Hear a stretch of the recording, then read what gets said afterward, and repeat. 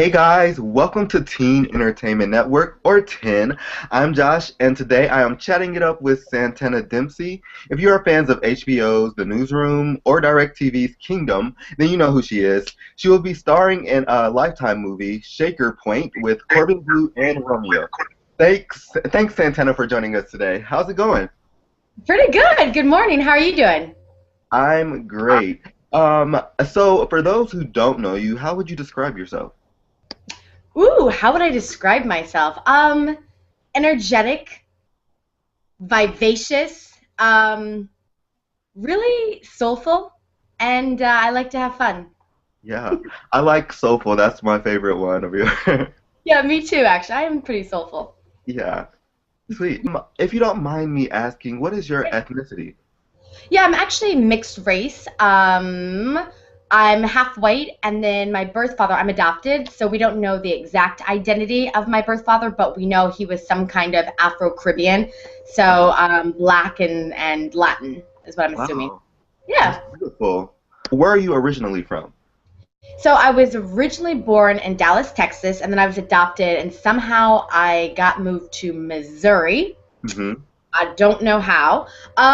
So yeah, I actually grew up in Missouri, this little small river town called Hannibal, Missouri, Uh-huh. and I lived there till I was like 17, and then I studied abroad in Argentina, then went to New York and lived, and now I'm out here in LA.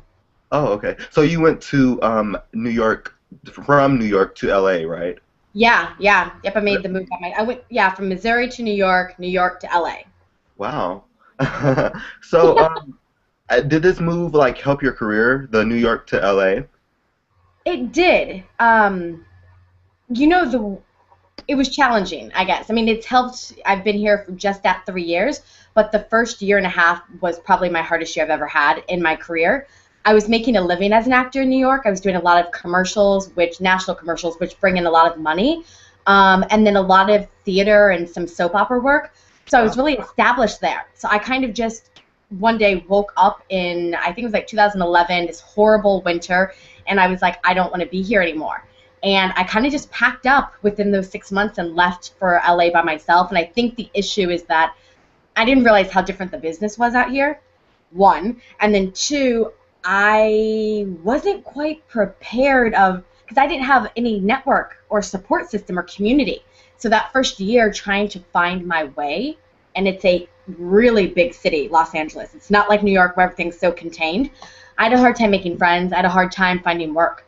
But since then, everything's been going really well, and I kind of got past that darkness, and you just kind of keep moving, and here I am. So yes, that was a long, long way to get to your question of, um, was the move worth it, and has it been doing well? It has.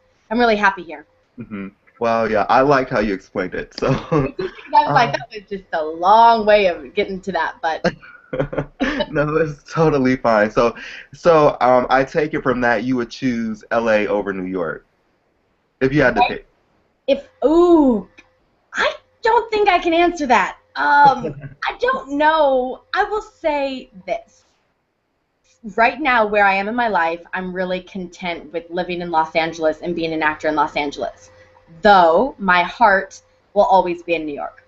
Hmm. Yeah. That's an awesome way to put it. When did you decide you wanted to be an actress? Probably when well, I think my body knew when I was like 6 or 7 years old. Because I was always performing. My parents did lots of like they're attorneys, but for fun they would do community theater. So they would take us with them, and we would do like they'd take us to rehearsals with them, and I kind of got the bug then, but I didn't think it was practical, you know. So they Hmm. put me in dance classes and things like that. So I was always performing, but it was really formalized when I was in college. That's when I went to the University of Missouri, and I was going to do news broadcasting because I thought that was practical. And then after about 3 months, I go, I don't want to like tell the news. I want to be the news, Right? I love which is that. very different. And I should know that. So I switched over to theater and dance like immediately, and I've never looked back. Hmm. Wow.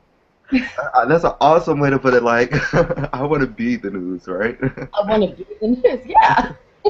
Okay, so looking at some of the roles that you had, such as HBO's The Newsroom and Direct TV's Kingdom with Nick Jonas, what has been one of your most memorable acting roles and why?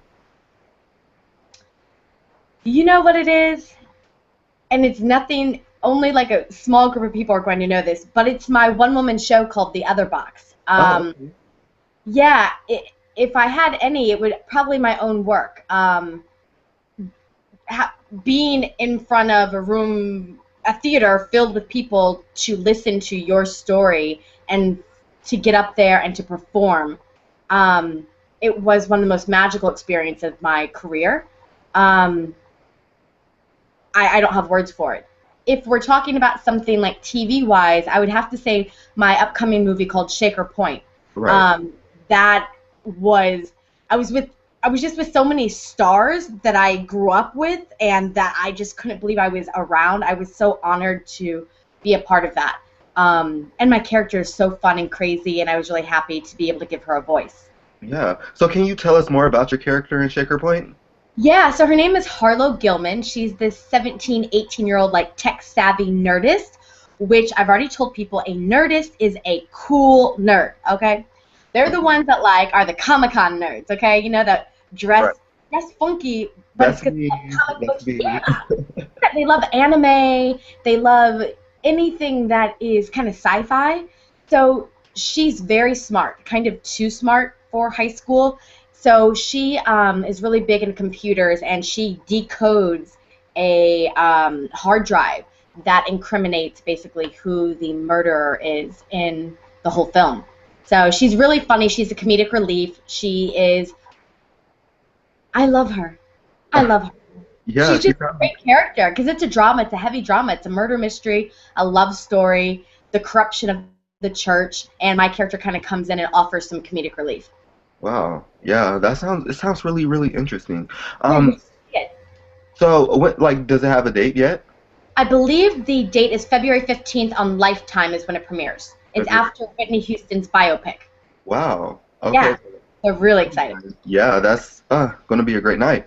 Yeah. So you star with, Romeo and Corbin Blue and Don Lewis. So like what was it like working with this talent on set? Like was there a lot of fun going on? Well, I didn't know. So I guess maybe the bigger the roles or something and the bigger the cast, they don't tell you. So Uh-huh. I didn't get the cast list until the day I was on set. I know Romeo was a part of it because we did a table read, but Corbin wasn't there, Malcolm Jamal Warner wasn't there, Mike Beach wasn't there. I mean, you're talking about big names. Right, those are They huge weren't things. there until the day I shot. And I was like, wait, why do I know these names? And I'm looking people up, and all of a sudden, like, here's my trailer, and I'm next to Tamala Jones. I'm like, oh my gosh, this is crazy. And then I get into the van to take me to set, and there's this guy in the back that kind of looks kind of like me a little bit. I mean, I could be a sister or something. It was Corbin Blue, and I'm like, oh my god, that's Corbin Blue. It was Uh-huh. just so great. I was just so green in the sense of they have all just been working in high profile, you know, TV and movies for a while, and here I was. So it was great though. Everyone was so humble and nice. Little Romeo was silly. He's the one that wanted to take pictures, and he posted them on Instagram, and like he posted one of us, and it went viral. We had like over 10,000 hits. People started following me. It was so cool. I was like a little teeny bopper. Yeah, so you were like totally starstruck. I was, but they wouldn't know that though. You Hmm. wouldn't know. I'm telling you how I felt inside, but on the outside I played it cool. I was like, hey, my name's Santana. Who are you? I really did do Gotta that. do. Play it cool. Always play it cool. Do the work, play it cool. Like you said, you worked with some huge people already. So, who are some other like actors or actresses that you would like to collaborate with in the future? I really like Minnie Driver, Okay, which maybe that's weird to some people. not at all. I just love her. I think she's so grounded. She's not the typical Hollywood actress, and her career isn't as well. And I guess that's what I really look forward to. That's who I want to be, and I also want to work with those people that don't have to have tons of plastic surgery, that don't have to be this Hollywood standard. And I feel like she fits that. And also another person who I've mentioned this before, but I think it'd be fun for us because I get her all the time, is Rosie Perez. People always are like, you remind me of Rosie Perez. And I'm like, because we're both brown and we had curly hair? Like, really? That don't sound like Rosie. I don't think you No, have. I think you kind of sound like Rosie Perez just a little bit. Just a little bit. Do you Because see? I was watching The View, and I was like, I kind of hear it. Wait, are you being for real? Being for real. No, but she has a high-pitched, kind of squeaky, very like Latina, accent. Okay, no, yeah, you're right. You know what I mean? But I think that I do talk like really fast and I get excited and things. But anyway, I think it'd be fun for her like to play my mom in something. Mhm. And yeah, we would that'd be fun. Yeah. And I love Denzel Washington. He's yeah, I love him. I love Ethan Hawke.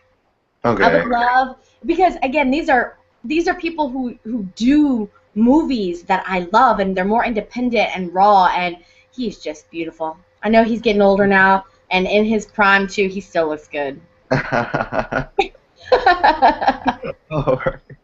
Okay, so we're going to move on, and we're going to talk about some fashion because we're big on fashion here at I Am. Awesome. So, do you love fashion? I I don't know about love. I really like, and I've been getting into fashion a lot more this past year. Okay. So, getting into it more, what's your favorite thing about it? Honestly, what I love about fashion is how creative you get to be. I didn't realize that.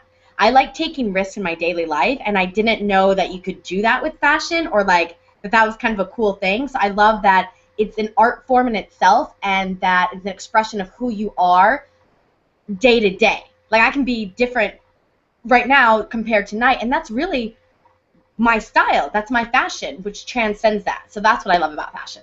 Okay. Great answer. So what would Santana wear on a typical day to the grocery store? Probably what I'm wearing now, which is something really comfortable, something that doesn't wrinkle. Usually a dress or a print, leggings, and some boots. Okay. What is an item currently in your closet that you can't live without? Okay, well, I just got this dress that I'm obsessed with. It's from Daily Look, and it's a fitted burgundy dress that, again, doesn't wrinkle. It's so stylish. You could wear it during the afternoon with some, like, boots or some just, like, low heels, or at night put some stilettos on, and I'm obsessed with it, and I don't want anyone to take it or to rip. Like, I look at it probably every other day to go, does that have anything on it? I love it. Like, I have to get another one. So that's probably my favorite item right now. Right. That's how you know that you love something when you like look at it every single day. Like I will go in my closet and but then I'm like, oh, I just wore that to something. I can't wear that again. Okay, so at IM we also run an anti-bullying campaign, which encourage teens to be the one who takes the ultimate stand against bullying. It's called hashtag Be the One Who. Is there a time in your life where you have ever experienced bullying? Yes, actually, it's one of my platforms as well. So, I was actually bullied in middle school and high school. I was beat up. Um, yeah, it's a. Actually, I've spoke about this one other time, but not a lot. So, I guess I was bullied because I was different. Like I said, I grew up in Hannibal, Missouri, and there were just black people and white people, and it was really segregated. And like I said, my parents are adopted. They're white. I kind of identified more as white, and so there was this group of black girls that just didn't like me. So I was beat up. My hair was pulled. I was called names all throughout high school and middle school. And I stood up for myself one time, and then I was really beat up. So yes, I have experienced bullying, and it's a big passion of mine to eradicate it and to speak more about it because I think right now with everything going on with social media Hmm. and the whole cyberbullying, it's huge. Right. It is huge right now. And if there's anything I can do to help with that, I want to be a part of this. Yeah. So Yeah, and people don't understand that it's not getting smaller, it's getting like bigger. it's getting bigger. It's so different than when I was in high school and middle school. It's growing, like you just said, and it's kind of scary.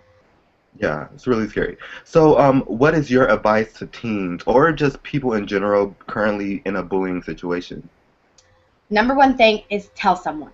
Do not keep it inside.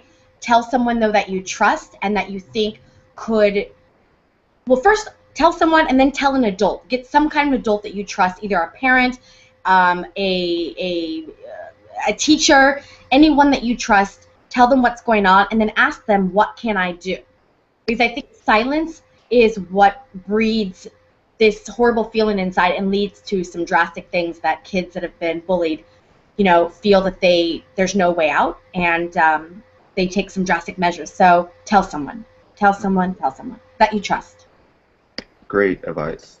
Okay, so we are going to move on to a lighter subject. Okay. It's called Rapid Fire. It's kind of a game we play here where we give you 30 seconds on a timer, and then you answer as many questions that we have for you. So are you ready for that?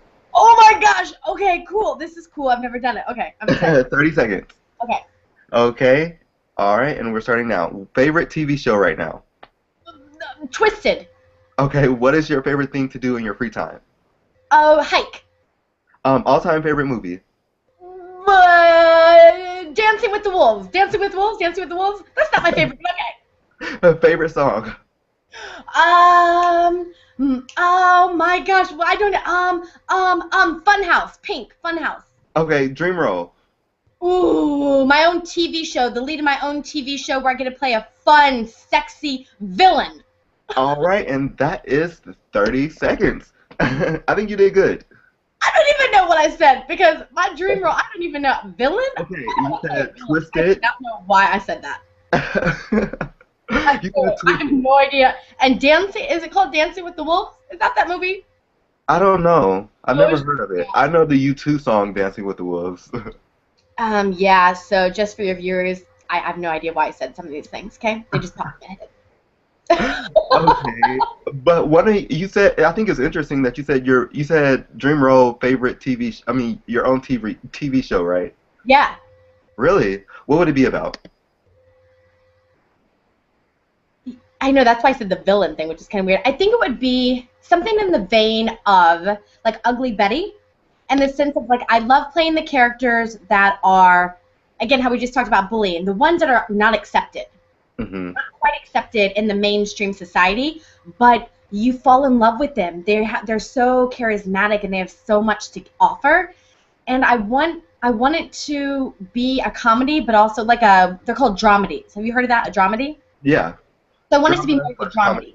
Exactly. So have some comedic flair to it, but also touch on topics like we just talked about bullying and, like, I don't know, sexual abuse and, like, all these things that are important to me, but we can do them with this lightness that Ugly Betty gives, because that was a really big social and political show, but with the comedy and how zany it was able for people to listen. So that's the kind of style I want to do. I love that. Okay, so if you were casting the show, what would be who would be your dream cast? Let's say there are 4 important characters, and who would be the other 3? Because I know you're one of them. Yes, I'm the lead, okay, guys? But it's going to be an ensemble cast because I really love ensemble cast. Honestly, you know who it would be? It would be me. It would be, I did the ABC Talent Showcase last year, and which was a huge, huge honor. And my scene partner, his name is Wade Elaine Marcus. We got really close, and we have such great chemistry on stage. I think I'd want him to play opposite me. So that would be number 2. And he's an up-and-coming actor. You should look him up. He's mixed race as well, Creole and white. Wade Elaine Marcus, myself. There's this guy like Ryan Guzman. Do you know Ryan Guzman? I never heard of him. Look him up as well. He's a cute, but he's like the boy next door. So I gotta have some like whiteness in there too, okay? So he's like good looking, like he can play the jock and like all that. So Ryan Guzman. And then for I want another female. Gosh, oh my gosh. Marissa Tomei. Ah, love her. Me too. So those, I mean, yeah, that would be interesting. That would be a weird, interesting cast. Yeah, really fun.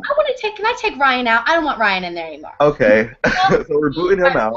Wade, and then let's add in John Leguizamo. Okay. Boom. That would be a weird cast. Emmy-winning cast. That would be an Emmy-winning cast. It would be a really interesting, because you kind of have the new mixed in with Marissa and John. Mm-hmm. That would be, yeah, so we should try to make that happen, okay? All right, sweet. Cool. I want an EP credit. Oh, 100%. Lastly, we're going to talk about Smart is Sexy, which is another campaign we have going on, which we value independence, intellect, and positivity over looks alone. So, what are three qualities you find sexy in a guy? Loyalty, that they are funny Okay, and yeah, super funny, loyal, and that they're grounded, like they know who they are. right. Awesome, awesome traits. Well, I think that is all the questions we have for you today. So, I want to thank you for joining us because this was super, super fun. I love your personality. Well, I like your personality too. Thank you so Oh, much for thanks. having me. I really feel honored by this. Oh yeah, totally. But make sure you catch Santana Dempsey in her upcoming Lifetime movie, Shaker Point, and follow her on Twitter at Santana Dempsey. And don't forget to subscribe to us and follow us on Twitter at I am, and join us next time on Teen Entertainment Network. Bye, guys. Bye, guys.